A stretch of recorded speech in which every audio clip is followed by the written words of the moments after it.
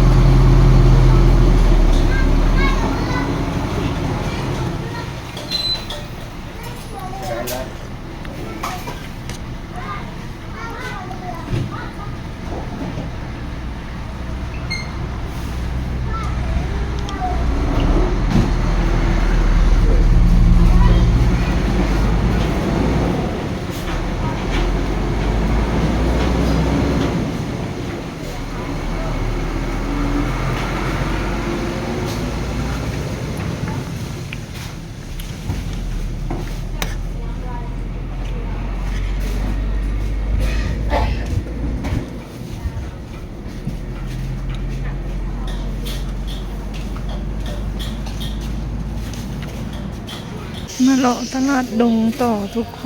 นผักกาดจองยาวอะไรหังเผิงหังต่อก็5 กับ 10 โมงเนาะคนก็ยังมาขายโบราณปันใดอันนี้เป็นโซนหมักไหม้เนาะทุกคนโซนหมักไหม้เข้าห้างก็เริ่มเปิดห้างเนาะ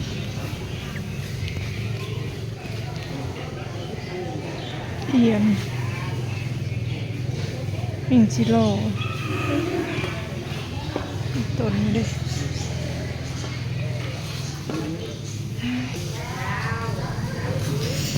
คนมาหาเบิ่งแมงดาหอดบ่มีกับทุกคนเลยแมงดากับอันเนื้อกิน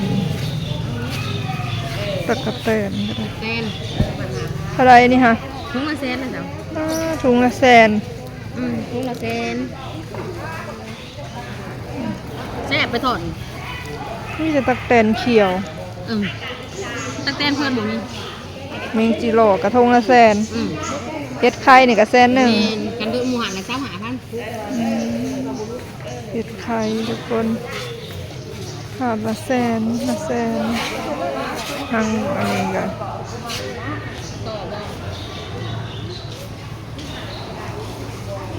มีแต่อย่างละแสนเลยนะทุกคน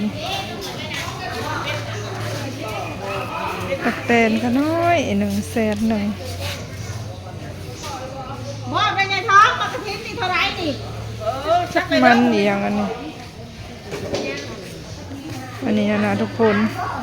มันคืออย่างทุกคนเป็นหัวคุลุ่มเจ้าไอ้อย่างมัน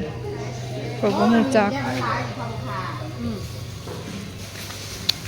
อยากได้วายนี่แหละทุกคนอยากได้วายมือแกงแต่มันโมมีเนาะแบบกระเจ้าปอกทุกคนมาเลาะตลาดทำการห้านก็ชิมีห้านเปิดแน่บ่เปิดแน่เนาะเพราะว่ามันยังเศร้าอยู่นะตลาดดงเหม็นเข้ามาซ้ายเที่ยงผู้เข้าจึงมาเนาะถ้าแม่นว่ายังเศร้าแบบนี้เขาก็บ่ค่อยได้มาดอกอันนี้ฮาวายไผบ่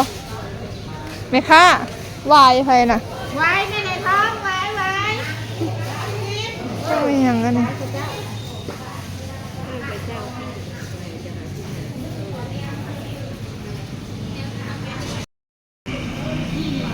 ทุกคนมันหลอกตลาดดงเนาะ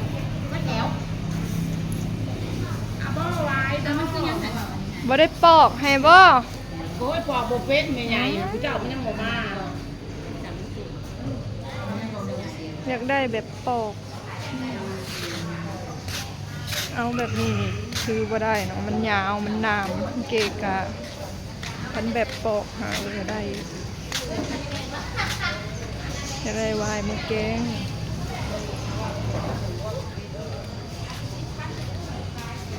ทุกคนนี่เบิ่งผูบักยาวๆหนึ่งฟางรถขนาดน้ำกระลายผมเห็ดกักซากอยู่อันนี้จักซีเมนต์คงไผ่นอนมันเอาแบบปอกมาก็อยากได้อยู่เนาะมันบ่ปอกก็เอาเมื่อย่างนะอันนี้ก็ให้แม่ค้าเพิ่นปอกไว้ให้เนาะทุกคนเพราะว่าเขาถือเมื่อบ่ได้มันเกะกะมันยาวอันนี้หมักส้มโอหมักแปงค่ะโอ้มีหลายอย่างอยู่อาจจะยังมาบกครบห้านเนาะแต่ก็ฮู้ว่ามีแนวกินหลายอย่างอยู่ได้อยู่นี่อยู่ตลาดดงเมืองเซยภูทองแขวงสวรรณเขตเนาะทุกคนตอนนี้ไว้เขาก็ปอกแล้วเรียบร้อยนะแต่ว่าปอกพอดีให้เขาจับได้สำนี้ซื่อๆเนาะเมื่อเขาก็ปอกใหม่อีกอยากกินหมักทุเรียนเด้ทุกคนนะแต่จักหมักทุเรียนอีหยังอันนี้เนาะจักหมักทุเรียนอย่างเนาะทุกคนน้ำนี่มันก็สิแซ่บอยู่บ่ทุกคนหมักทุเรียนก็คิดยาก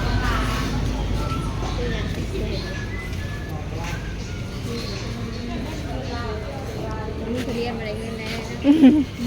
ในหมักถั่วต้มกับหมักกอกน้ำเมื่อกินส้มแล้วก็วายเนาะทุกคนวายเฮาก็สิเมื่อปอกอีกคือสีแข็งขนาดวายก็ได้